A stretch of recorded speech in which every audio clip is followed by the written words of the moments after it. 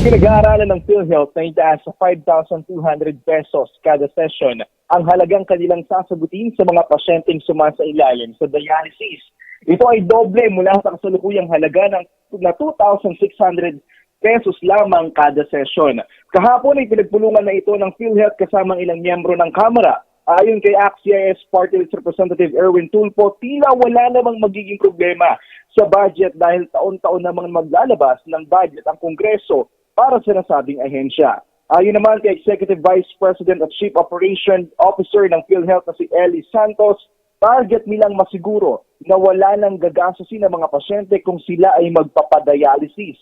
Samantala, kung maaprubahan ng PhilHealth Board ang pagtataas ng dialysis package, tanging ang mga rehistrado lamang sa National Kidney and Transplant Institute ang pwedeng mag-avail nito.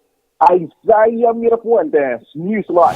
I-like, follow, at share ang Newslight Facebook page at YouTube channel. Huwag palampasin ang mga balitang dapat ninyong malaman. Let's reach more people for the glory of God. Follow na!